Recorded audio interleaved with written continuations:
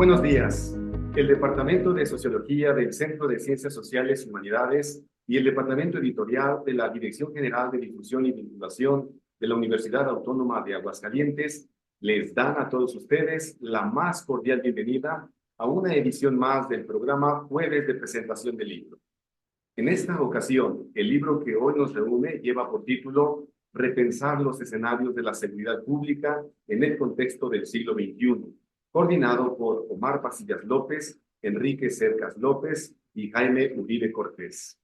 Esta obra bibliográfica, publicada en 2023, bajo los sellos editoriales de Restauro, Compás y Cantó y de la Universidad de Quintana Roo, se encuentra disponible por medio de algunos de sus capítulos en Academia Edu, tanto en el perfil del doctor Octavio Maza como del maestro Omar Pasillas.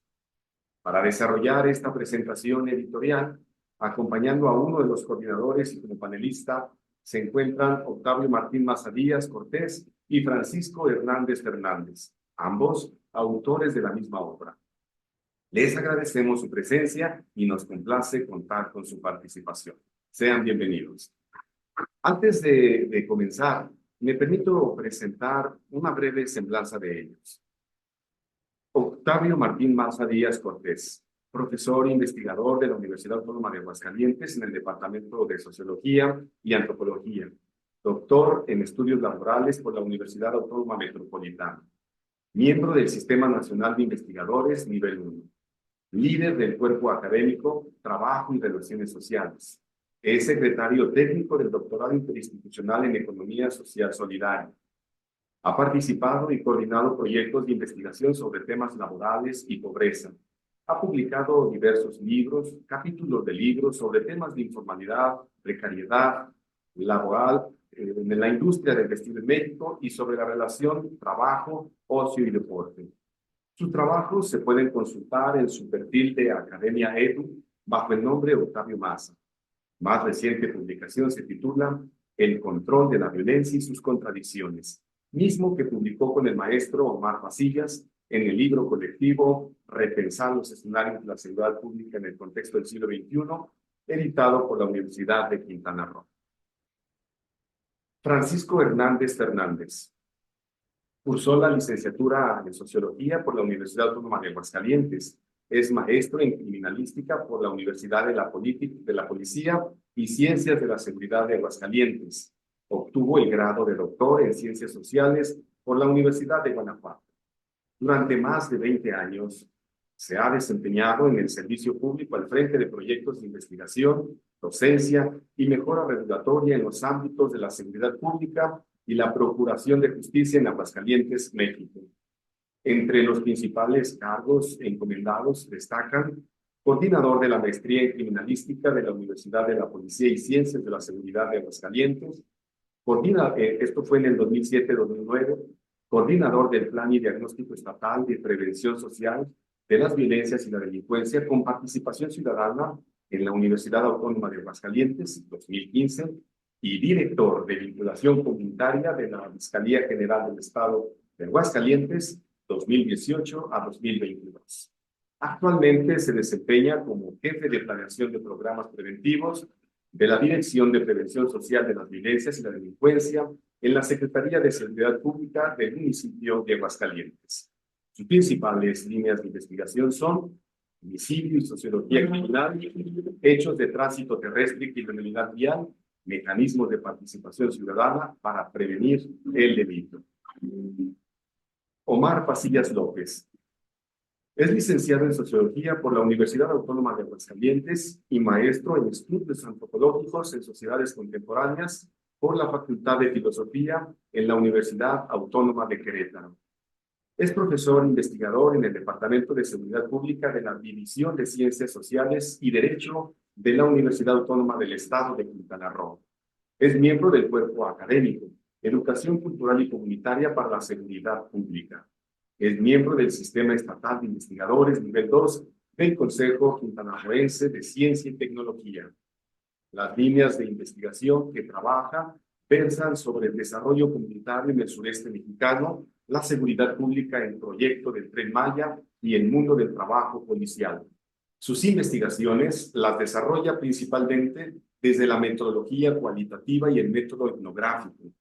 Pueden consultarse sus principales publicaciones en la Academia Edu bajo el nombre Maestro Omar Pasillas López. Sean nuevamente todos bienvenidos y para comenzar cedemos el uso de la palabra justamente al maestro Omar Pasillas López. Adelante, por favor. Muchísimas gracias, Sergio, por tu amable presentación. Primeramente, bueno, pues agradezco a la Universidad Autónoma de Aguascalientes, al departamento editorial y a todo el equipo por establecer apertura de esta posibilidad de poder compartirles, pues, sobre esta publicación. Muchísimas gracias por el espacio. Por supuesto que agradezco a los colegas y amigos y profesores, el doctor Octavio Maza, el doctor Francisco Hernández, que hemos compartido, pues, muchas vivencias académicas de trabajo y ahora pues en la publicación de esta obra. También en representación de mis colegas, el maestro Enrique Cercas López, el doctor Jaime Uribe Cortés, quienes pues se les agradecen también por la apertura de este espacio. No pudieron estar con nosotros el día de hoy, pero estamos por aquí compartiendo estas reflexiones. Bien, en ese sentido, la obra que el día de hoy le vamos a compartir titulada Repensar los escenarios de la seguridad pública en el contexto del siglo XXI, pues es una obra que es retomada desde las ciencias sociales como un objeto de estudio que nos interesa a nosotros ahora en la universidad poder desarrollar con mayor detalle. Y bueno, una de las preguntas que nos hacíamos cuando estábamos compilando las diferentes propuestas era el título, ¿no? Decíamos, bueno, por qué repensar? ¿Sí? ¿Por qué repensar los escenarios? Y bueno, vemos hoy en día en México la violencia, la delincuencia, los conflictos, la inseguridad, entre otros problemas sociales, parece que van acrecentándose en este siglo. Entonces emerge el interés por comprender el fenómeno desde diferentes ángulos teóricos y coordenadas metodológicas. Entonces, en este libro tenemos una serie de especialistas que abordan la complejidad de la seguridad pública, explorando diferentes dimensiones teóricas y proponiendo enfoques multidisciplinarios para analizar casos específicos. Entonces, repensar los escenarios de la seguridad pública va más allá del análisis de la violencia simbólica que se internaliza en nuestra sociedad por medio de discursos, prácticas y estructuras de poder que también se materializan en los diferentes espacios sociales y en los modos de vida. Repensar los escenarios de la seguridad pública refiere al diseño o a la construcción de nuevas perspectivas metodológicas que nos permitan comprender y analizar con herramientas más finas la realidad de la seguridad pública en México. Entonces, el lector de este libro, el cual puede ser para todo público, hemos tratado de que el lenguaje, el contenido, pues pueda ser leído pues por la academia principalmente, pero también por aquellos actores quienes pueden tomar las decisiones de gobierno, por ejemplo. Encontrarán varios casos y propuestas que explican las manifestaciones de la violencia, la delincuencia, la inseguridad que experimentamos hoy en día. Algunos casos muy concretos que van a poder encontrar en el libro es casos de Quintana Roo, por supuesto, de Colima, Yucatán y Aguascalientes, entre otras reflexiones que hacen referencia a otros contextos y a otros análisis teóricos.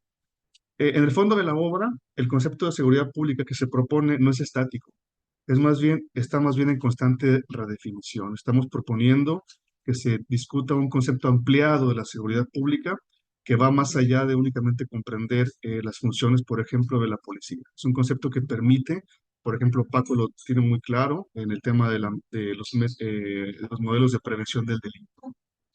Y entonces, en este contexto, se pone en marcha nuevas miradas teóricas para comprender, analizar y sobre todo para prevenir, y así construir mejores escenarios de paz. Entonces, el lector en este libro podrá encontrar una serie de discusiones teóricas de contexto y propuestas metodológicas que permiten repensar justamente estos escenarios complejos y multidisciplinarios que estamos experimentando hoy en día en nuestro país. De tal manera que nos hacíamos una pregunta hace un momento, ¿sí? ¿Y por qué entonces es relevante estudiar los problemas de la seguridad pública desde la academia? Es cuanto por el momento. Muchas gracias, muchísimas gracias, maestro, por su participación. Apreciamos mucho sus comentarios y deja ahí abierta una pregunta muy interesante. Muy bien. A continuación, cedemos el uso de la voz al doctor Francisco Hernández. Adelante, por favor. Bueno, pues gracias por la invitación a la universidad, obviamente a mis colegas, al distinguido Mario Octavio, amigos de ya muchos años y preocupados por el estudio del fenómeno de la seguridad pública y también de la procuración de justicia, como un rato lo tocaré. Yo creo que la pregunta que nos deja Omar sobre la mesa tiene muchas aristas por las cuales se puede abordar, ¿no? Creo que avanzamos mucho cuando lo estamos ya concentrando en la academia. Fíjense ustedes que pues la seguridad pública en nuestro país, ¿verdad? Desde principios de siglo ha sido el mayor del trabajo empírico, dijéramos, y un 30-40% académico. ¿Por qué digo esto? Porque empezamos nosotros a abordar los temas de la seguridad pública, pues como pudimos, con lo poco que sabíamos, con las pocas herramientas, incluso operativas, hablando en términos policiales que teníamos. Y el tema académico se fue posponiendo, ¿no? Ahí, por ejemplo, INACIPE fue uno de el Instituto Nacional de Ciencias Penales, de los precursores en el ámbito de los estudios académicos en temas de seguridad. Obviamente ahorita pues ya es el boom, ¿no? De este tema y de cómo las universidades pues han ido orientando sus esfuerzos en ir atacando o en ir de alguna manera afrontando temáticas relevantes. Es importante obviamente porque nos permite, sobre todo, creo que aquí lo podemos aterrizar muy bien, nos permite evaluar el problema de la seguridad pública en términos muy tangibles, con indicadores, ¿no? Nos permite analizar el fenómeno, pero analizarlo desde un punto de vista cuantificable, medible, observable, palpable, que esto no lo hacen las instituciones. Las instituciones de seguridad pública dicen tener indicadores, sí los tienen, ¿no? Sí los tienen, pero son indicadores de gestión, por así decirlo, ¿no? Número de policías, número de operativos, número de solicitudes atendidas. Los indicadores de impacto son generalmente hechos por la sociedad civil organizada. Te digo, tenemos varias asociaciones en el país que están abocándose a ello, pero sobre todo por las universidades, tanto públicas como privadas. Hay la famosa frase, ¿no? Si no se conoce, si no se observa, si no es palpable, tangible, pues no podemos medirlo y por lo tanto mejorarlo. Entonces yo abonaría esa primera parte de la importancia del estudio de la salud pública desde la academia. Y lo más importante, o el segundo punto que quiero tocar, es que es importante abordarlo, o se debe abordar desde la academia, porque necesitamos ponerle carne a ese esqueleto. Dijéramos que el sistema de seguridad pública es un esqueleto, ¿no? Un esqueletito bien formado, haciendo la analogía ahorita con la osteología, ¿no? Que es una parte de la medicina, que es pues el cráneo, el fémur, todos los huesos cortos, largos, como ustedes lo conocen. Pero este esqueleto pues pareciera así, ¿no? Una situación rígida, poco flexible, de un análisis fácil a la observación, pero cuando empezamos a ponerle carne a este esqueleto y empezamos entonces a decir, bueno, los hechos de tránsito terrestre no están surgiendo únicamente porque existan malas vialidades, sino porque existen malos conductores, pero porque también tenemos, al menos en Latinoamérica, ahora ya menos, vehículos inseguros, pero porque también tenemos conocimientos, habilidades y actitudes que se están estudiando por parte de distintos actores viales, ¿no?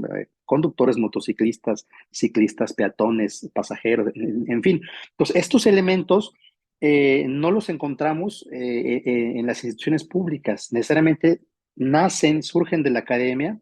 Yo me atrevo a decir, llevo 20 años estudiando este fenómeno. No me considero experto, claro, porque hace falta muchísimo, pero considero que desde la sociología, desde la antropología, obviamente aportan herramientas muy importantes a la criminología, a la victimología, a la misma criminalística, para poder entender, ahora sí, a lo que voy o con lo que quiero terminar mi primera participación, el factor causal de los hechos criminales. Si nosotros no abordáramos el fenómeno criminal desde la academia, ¿no? Pues realmente la criminología, la victimología, la criminalística, pues eran dictámenes técnicos, ¿no? Los hechos sucedieron así, pero no sabemos por qué, ¿no? Entonces, cuando nosotros abordamos el fenómeno desde nuestras disciplinas, ¿no? Que son disciplinas fácticas de hechos, ¿no? Las formales, pues obviamente las atiende la criminalística, que se basa en la física, en la química, en la biología, pero a nosotros nos corresponde la parte formal, perdón, la parte fáctica del hecho. Es cuando entonces estas disciplinas, en conjunto, obviamente, y en apoyo con la sociología y la antropología, pues tienen entonces un panorama amplio y saben entonces dónde deben atacar o dónde deben mejorar esfuerzos, ¿no? Entonces yo creo que estos dos puntos los pondré ahorita sobre la primera participación y cedo la palabra al siguiente ponente. Adelante, doctor Octavio Maza. Gracias, muchas gracias, doctor Francisco, por sus atinados comentarios. Bien, pues también inicio agradeciendo la invitación al departamento editorial. Yo creo que este ejercicio es muy valioso, la coordinación de Sergio, y debo decir que me parece muy grato, muy emocionante compartir una presentación del libro con Omar Pasillas y con Francisco Hernández. Eh, Debo decir en esta presentación, que tiene como sede la Universidad Autónoma de Aguascalientes, que Omar es egresado de nuestra universidad, trabajó algunos años con nosotros y él es el vínculo que nos conectó con la Universidad de Quintana Roo para hacer este ejercicio. Este, primero que nada, es un ejercicio de colaboración interinstitucional porque presentamos capítulos del libro colegas de diferentes universidades, ¿no? De entrada, esta posibilidad que ya mostraba Omar de decir, hay casos de Yucatán, de Quintana Roo, de Aguascalientes, de Colima, de algunos colegas de la Universidad de Hidalgo, nos presenta una lectura más amplia del problema de la seguridad pública. Yo creo que esto es muy valioso. El libro fue coordinado por 3 colegas de la Universidad de Quintana Roo. Tiene 12, una autora y 11 autores. Son 7 capítulos con aspectos muy variados que, bueno, yo creo que es primero es una invitación a leer porque se pueden encontrar problemas desde los muy abstractos como los que presentamos Omar y yo, hasta problemas muy particulares que tienen que ver, por ejemplo, con la seguridad alimentaria, que es algo fundamental para la vida de las personas, ¿no? Entonces, yo diría, es un gran ejercicio de colaboración desde diferentes puntos, diferentes miradas, diferentes enfoques disciplinarios, que esto es interesantísimo. Y un poco siguiendo con la pregunta que nos planteaba Omar, pues en realidad yo creo que un reto que tenemos en la academia, esto lo hablo desde mi mirada particular, es entrar en diálogo con otros actores sociales, ¿no? Entrar en diálogo con quienes toman las decisiones. Y para esto tenemos que acercarnos a los temas que le están preocupando a la sociedad. Y sin duda el tema de la seguridad, independientemente de que no sea nuestro tema central de investigación, es fundamental para la vida de cada uno, de cada una de nosotros, ¿no? Entonces, el atender los temas de seguridad pública, aunque sea desde distintas perspectivas, desde distintas formas de abordaje, pues se vuelve fundamental. Me gustaría dejar aquí para después ya entrar a hablar justamente de lo que escribimos en el capítulo que a mí me tocó proponer junto con el maestro Omar.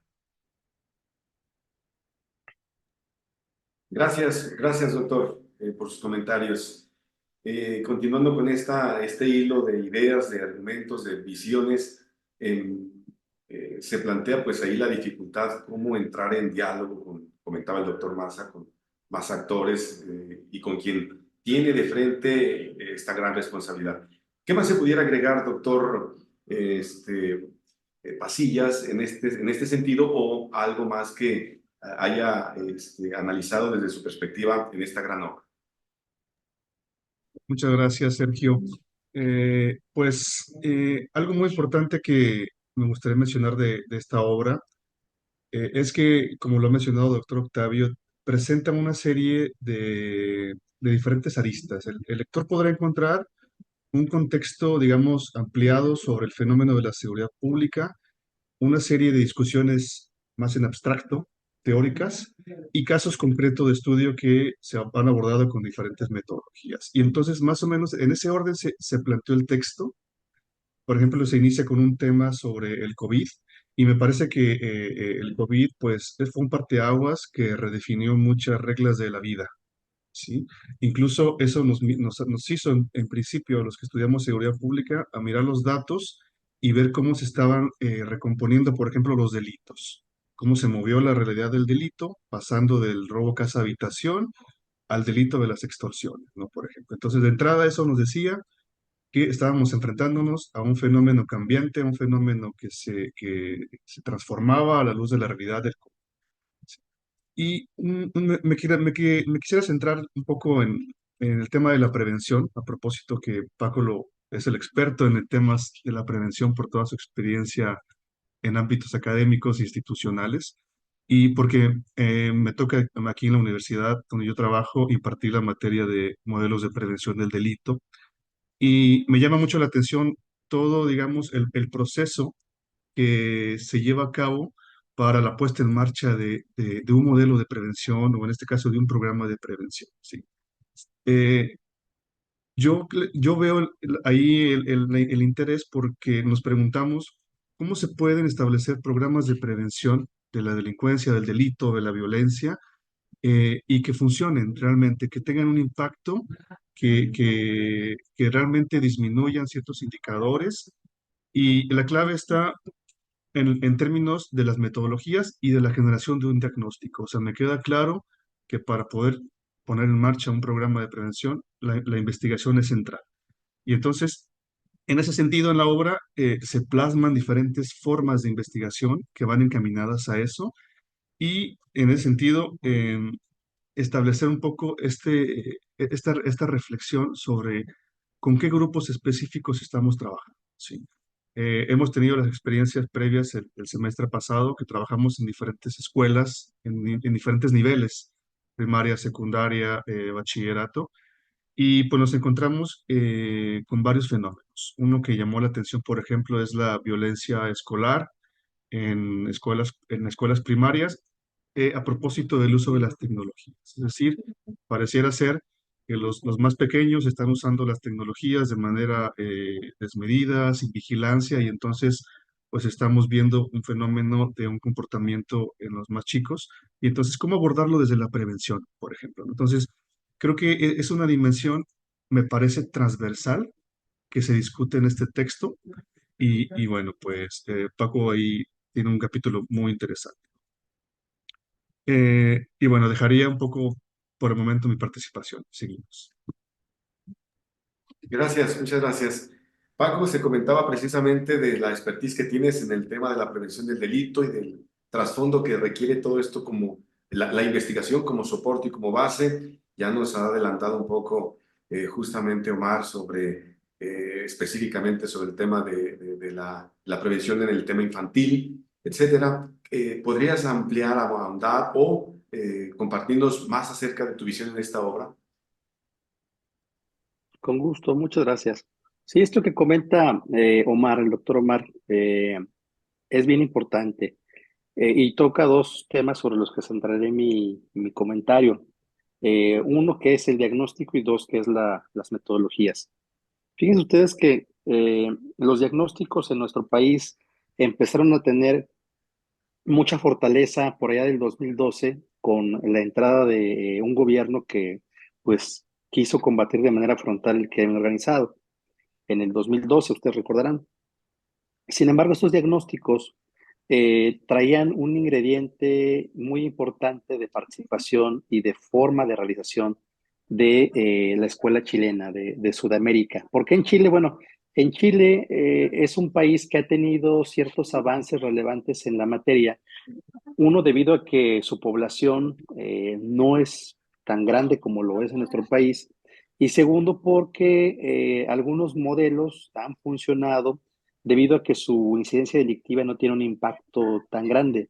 Si ustedes hacen un recuento histórico, bueno, pues Chile, ¿no? No tiene fenómenos criminales de alto impacto como los ha tenido otros países, no quiero mencionar uno en particular, pero bueno, de alguna manera esos diagnósticos, apoyados también por el trabajo de Naciones Unidas, planteaban, entre muchas otras cosas, realizar marchas exploratorias en los entornos que se fuera a intervenir, escuelas, comunidad, etcétera, realizar encuestas semiestructuradas, ¿verdad? O bien entrevistas a informantes clave, trabajar con mapas de calor, que esto es georreferenciar la incidencia delictiva donde se esté presentando con mayor frecuencia el fenómeno criminal y estudiar, y en fin, una serie de cosas que iban nutriendo dijéramos, un diagnóstico que sí era importante en términos cuantitativos, pero algo que se nos escapó de la mano en esos momentos, y que ahorita lo mencioné y estoy seguro que Omar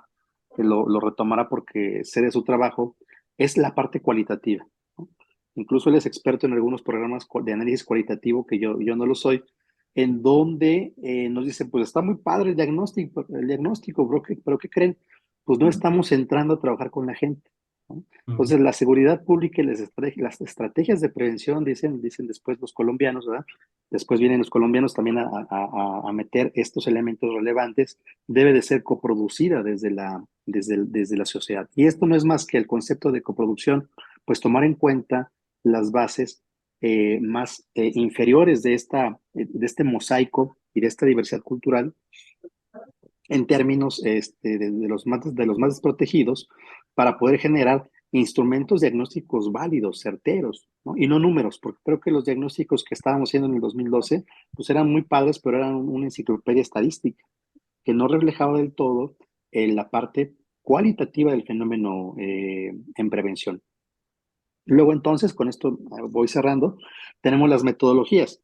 Las metodologías en un inicio, cuando se empieza a trabajar el tema de prevención en nuestro país, también eran masivas, ¿no? Vamos a hacer encuestas a gran escala, vamos a hacer entrevistas a gran escala. Y después nos dimos cuenta que la metodología era desde lo local, ¿no? Hay que trabajar desde la colonia, desde la comunidad, para saber realmente qué es lo que le duele a estas personas. Y tenemos hoy en día esos dos modelos híbridos, uno masivo, ¿no? Uno muy grande que sigue siendo importante porque maneja un tipo de prevención primaria. Cuando hablo de prevención primaria, pues bueno, me refiero a hacer llegar dijéramos, herramientas mínimas de autocuidado a la población, las herramientas de autoprotección en la vía pública, ¿no? No salir con dinero, no circular de noche o a ciertas horas en colonias conflictivas, en fin, todo esto que ustedes ya saben. Y tenemos obviamente en la parte desde lo local, que son metodologías muy puntuales que se trabajan con grupos focales, que se trabajan con escuelas, pero como lo mencionaba Omar, nosotros por ejemplo en el municipio capital estamos trabajando con escuelas, pero llevamos ya como 6 meses trabajando con escuelas que tienen un acentuado problema de criminalidad, uno de consumo de drogas y dos de bullying, que también lo mencionaba Omar, que es esta violencia entre pares, pero en un mes una intervención masiva no te ayuda, ¿no? Entonces tiene que ser transversal, tiene que ser meses de trabajo para poder evidenciar un avance. Y entonces ahí involucras no nada más a los alumnos, te das cuenta que el problema también es de los maestros, pero Ujú. también es de las autoridades escolares, pero también es de los padres de familia, pero también son de actores externos que están alrededor de la escuela, que también están facilitando ciertas estructuras, ciertos procesos que hacen que los alumnos sean violentos.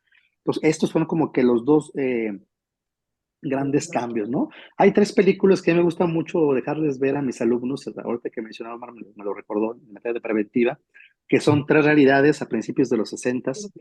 Bueno, una más anterior, que es la de México, ¿no? Con la película de Los Olvidados de Luis Buñuel, y les pongo, vamos a comparar la situación en México de los 30, 40 con Luis Buñuel, vamos a compararla con Ciudad de Dios, que es el tema brasileño, allá Octavio también tuvo una estancia importante, que es el tema de las favelas, ¿no? Y de la construcción de las pandillas, y vamos a compararlo con la cinta de Martin Scorsese de Érase una vez en América, ¿no? Donde la protagonizan dos actores hollywoodenses muy importantes, también en los 20s, 30s. Les digo, son escenarios completamente distintos. Si se dan cuenta, en los 3 hay pobreza porque estamos hablando de principios de las posguerras, ¿no? Sobre todo de la Primera Guerra Mundial en el caso de Estados Unidos, de la Segunda en el caso de México, Y en los tres, si ustedes se dan cuenta, los procesos por los cuales se decide adentrarse en una carrera criminal, es decir, en convertirse en delincuente, es muy parecido, ¿no? Familias disfuncionales, consumo de drogas y obviamente amigos de infortunio, que les llamo yo, ¿no? Que son prácticamente colegas que se asocian para conformar este tipo de pandillas, ¿no? No tenemos una radiografía para decir es el común denominador en México, en Brasil y en Estados Unidos, pero sí tenemos ciertos elementos que nos ayudan a cristalizar cómo los procesos culturales, que son analizados obviamente desde nuestro punto, sociólogos, antropólogos, quienes le entramos al tema, son estrategias preventivas que deben ser cualitativas y que deben ser longitudinales para poder tener mejor éxito en el ámbito preventivo. Y bueno, creo que ya hablé mucho aquí, me quedo con esto. No, está muy bien, muchísimas gracias. Muy bien, adelante, doctor Maza.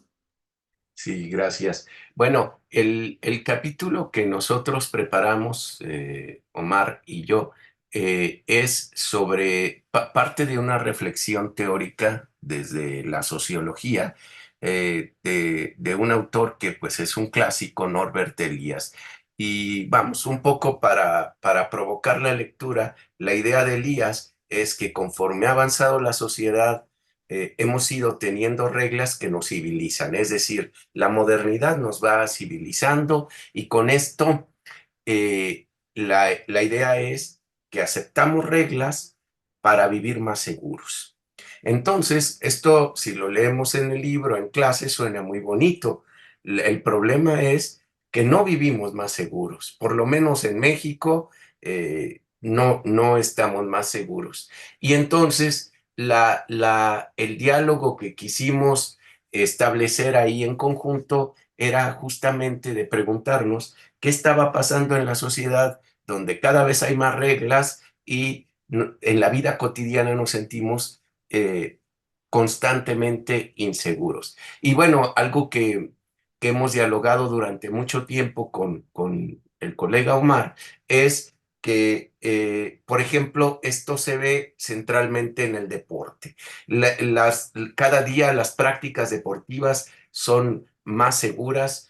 Si de pronto la gente que nos escucha quiere revisar el texto sobre el deporte de Norbert Elias, es muy interesante porque relata cómo en la antigüedad el box era un deporte donde se podían sacar un ojo, podía haber mucha violencia.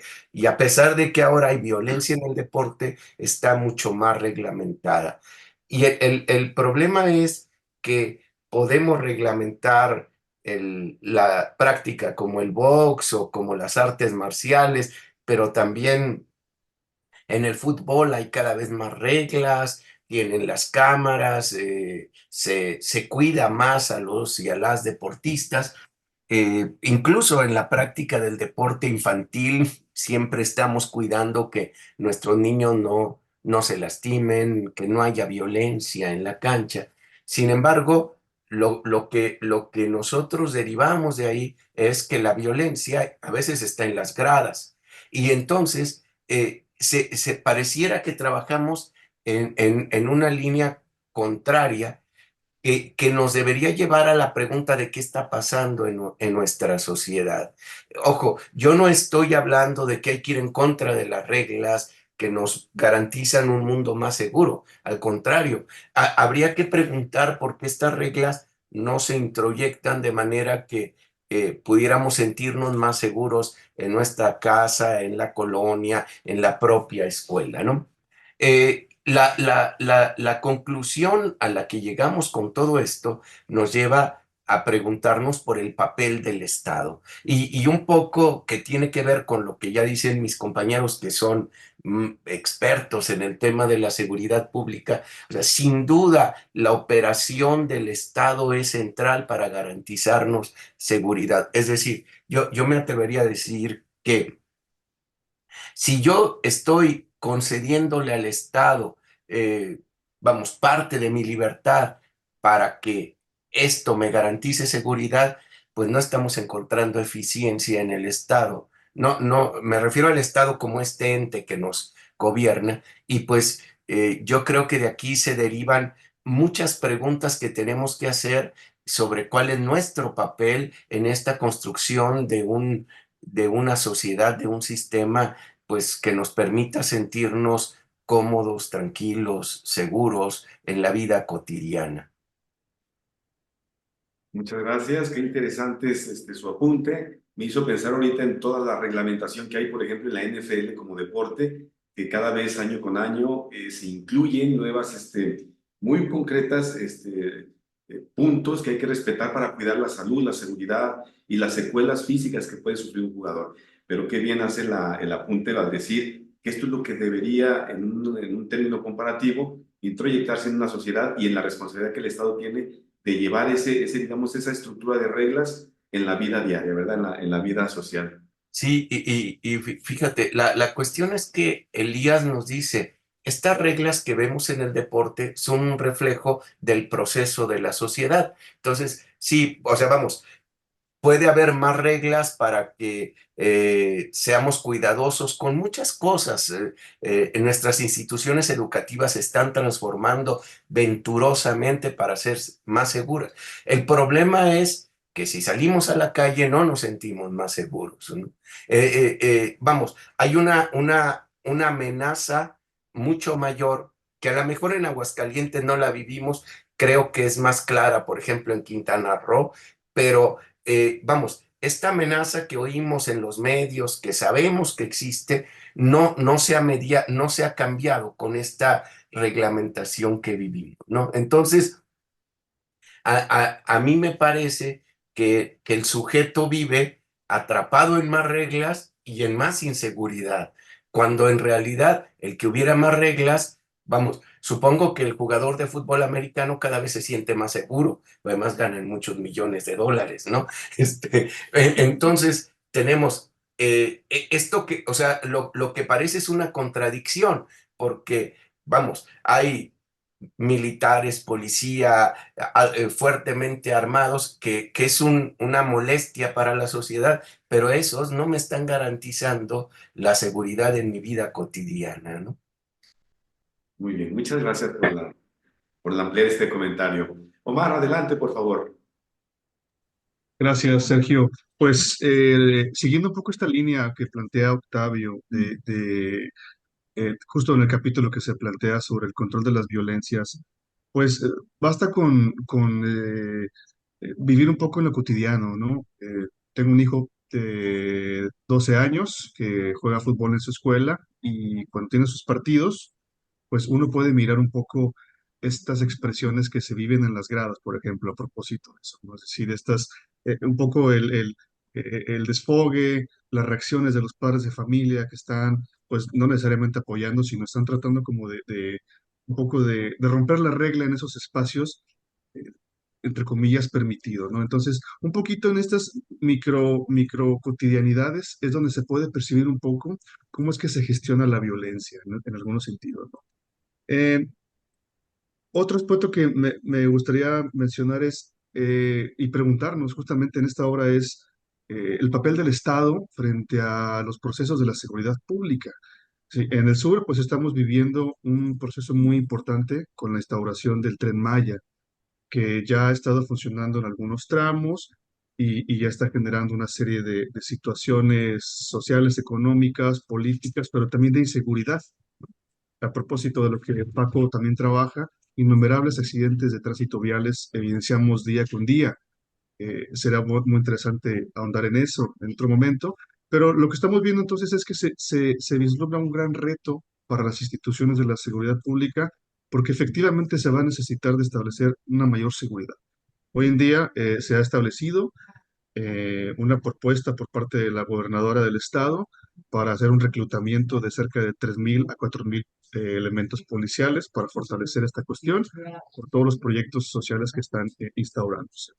Entonces, hay nuevos retos en la frontera, por ejemplo, que hace Chiapas con el sur, con Centroamérica, pues también es un foco de atención porque por ahí se puede pensar que no solamente va a haber delincuencia o inseguridad, sino también posible tráfico de armas, de drogas, entre otros. Entonces, por eso repensar en los escenarios qué es lo que está sucediendo y el Estado cómo está interviniendo en estos procesos.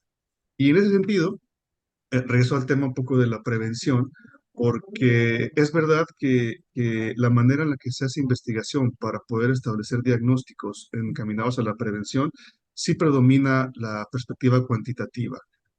Por diferentes cuestiones, resulta más sencillo establecer, por ejemplo, una encuesta que permita generar una serie de valores, indicadores, pero la parte de la metodología cualitativa también es fundamental porque nos permite reconocer las narrativas, los significados, las interpretaciones que los sujetos hacen de su propia vida, de sus problemáticas.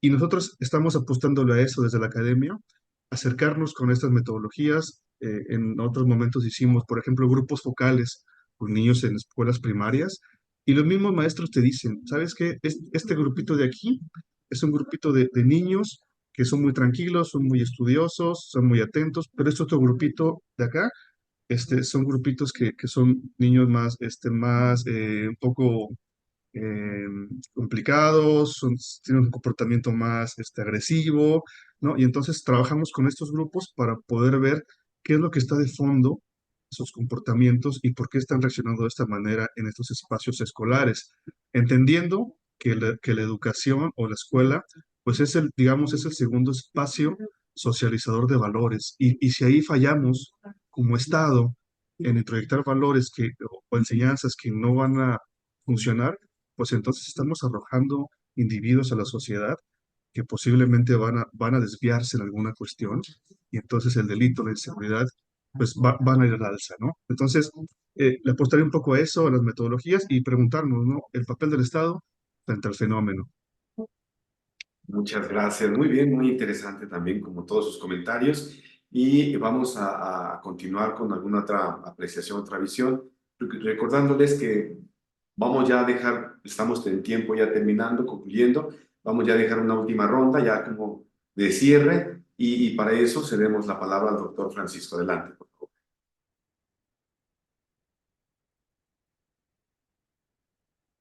Gracias.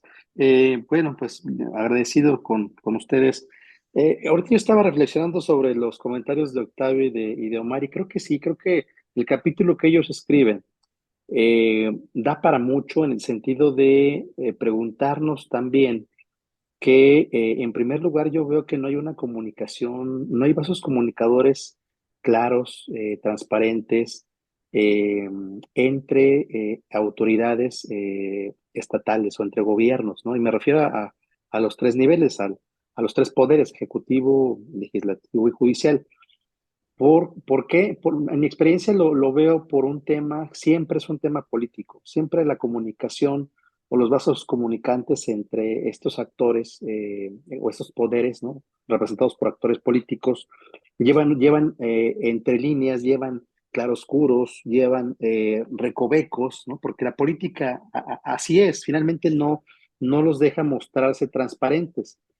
De tal suerte que estamos, en el caso de Aguascalientes, digo, me atrevo a decirlo, pues tipificando todo, ¿no? Hace poquito llegaban a mis manos dos iniciativas que ya tienen tiempo, una sobre el halconeo de halcón, ¿no? De vigilar, y otra sobre el acecho, el acechar, que en términos sociológicos, el halconeo, pues estamos tipificando una de las conductas que nosotros como investigadores académicos realizamos a diario, que es la observación, ¿no? La observación participante y no participante. Digo, en términos llanos, si tú me preguntas qué es para ti el halconeo, Paco, yo te digo, pues el halconeo es la observación participante y no participante. ¿Por qué? Pues sí, para vigilar, ¿no? En el segundo caso, el acecho, pues es una figura que se está pensando, se está ahorita todavía cocinando, tengo entendido, en el Poder Judicial, para poder, obviamente, dejar que tus, sobre todo parejas sentimentales o personas, te estén esperando cuando sales del trabajo, te estén stalkeando, como dicen, ¿no? Te estén acechando en tus redes sociales, en fin, que también, dijéramos en términos sociológicos, pues es una práctica de seguimiento, de observación, pero lo que voy es que, en primer lugar, necesitaríamos para ampliar este análisis en el capítulo de Octavio y Omar, creo, o sugiero, ¿verdad? Como comentario, tenemos que meternos también a revisar cómo se está trabajando el ámbito de la violencia por esos actores políticos. que creo que hace muy poco, honestamente, o no se hace muy poco. Segundo, obviamente, no podemos tipificar todas las conductas. Pues imagínense, ¿no? Al rato vamos a estar prácticamente como robots y no vamos a poder ver, ni salir, ni realizar ninguna acción porque todo es delito. Y tercero, creo lo más importante y donde se debe de enfocar también el estudio sociológico es en estos ámbitos desde lo micro, desde lo social. O sea, estoy consciente y me queda cada vez más claro que el ser delincuente, el ser un acosador, el ser un violador, el ser un homicida, no tiene que ver nada más con el tema del individuo, ¿no? La clásica pregunta de ¿se nace criminal o no? ¿No? Yo estoy convencido que se hace criminal, ¿no? Tenemos mucho que hacer desde la parte sociológica para poder desestructurar estos eh, elementos sí, que son culturales para poder generar y poder transmitir otro tipo de valores, otro tipo de estrategias que formen individuos preocupados por el otro, ¿no? Que formen individuos espirituales, ¿por qué no? Que formen individuos con ciertas manías, pero hacia el deporte, hacia la oratoria, ¿no?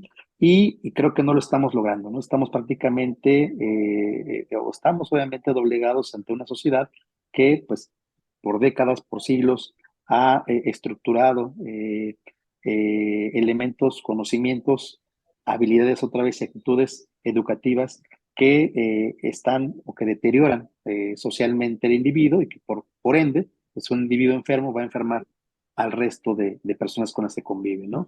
Interesantísimo el artículo. Gracias. Muchas gracias, muy amable por los comentarios y como un comentario, como una participación final, cedemos la palabra a Octavio Maza. Gracias, Sergio. Pues yo quisiera seguirme con estos comentarios de mis colegas, los dos últimos previos. Y bueno, yo creo que el tema de los ciudadanos en los que nos estamos constituyendo nos lleva a pensar cómo nos relacionamos con las reglas. Pareciera ser que como sociedad tenemos algún problema con quién rompe las reglas y vamos, qué reglas hay que respetar. Estamos preparando un trabajo con mi equipo sobre los saqueos que hubo en Acapulco a raíz del huracán, ¿no? Entonces, y esto igual hay estudios sobre los saqueos en Brasil, del que baja la gente de las favelas a la playa de Río de Janeiro y roban. Pareciera ser que si los que roban lo hacen con un pretexto de somos pobres, se vale, ¿no? Pero justamente esto se vuelve un problema político, como lo apuntaba Paco, porque en realidad tendríamos que preguntarnos quién tiene derecho a romper las reglas y en qué condiciones y en qué momentos, ¿no? Y entonces, esta configuración del ciudadano que debe cumplir las reglas, yo creo que se vuelve uno de los problemas fundamentales para quienes estamos en la academia y en la educación, para quienes están diseñando políticas públicas, como en el caso de Francisco, porque finalmente es, si tenemos una ciudadanía que entiende que el cumplimiento de las reglas nos garantiza una vida más armónica, pues creo que muchas de las cuestiones que vemos como los grandes problemas contemporáneos se podrían solucionar. De otra manera, se nos plantea un orden que estaríamos todavía por comprender y habría que repensarlo. Y pues muchísimas gracias por esta oportunidad, colegas del departamento editorial, y pues seguimos para la charla. Muchísimas gracias y es así como hemos llegado al final de esta presentación. Definitivamente estamos obligados a repasar esta obra, repensar los escenarios de la seguridad pública en el contexto del siglo XXI, tema de actualidad, tema vigente que definitivamente nos afecta y nos seguirá afectando mientras estemos como sociedad. Antes de despedirnos, quisiéramos reiterar la invitación para que se acerquen a este interesante libro cuyos capítulos pueden descargarse y consultarse en formato electrónico en los perfiles de Academia Edu a nombre del doctor Octavio Maza y el maestro Omar Pasillas. Les animamos a que sigan al pendiente de las actividades de Editorial UAA y de las siguientes presentaciones de libros, de las cuales estaremos brindando información oportuna en nuestra página de Facebook. Además, esperamos que visiten nuestros sitios web oficiales, editorial.uaa.mx y libros.uaa.mx, donde podrán encontrar parte de la producción editorial de la Universidad Autónoma de Aguascalientes en acceso abierto. Doctor Octavio Maza, doctor Francisco Hernández, maestro Omar Pasillas, les damos muchas gracias, de veras, apreciamos mucho su generosa participación y a quienes nos han acompañado a lo largo de esta presentación, les agradecemos el favor de su compañía. Hasta pronto.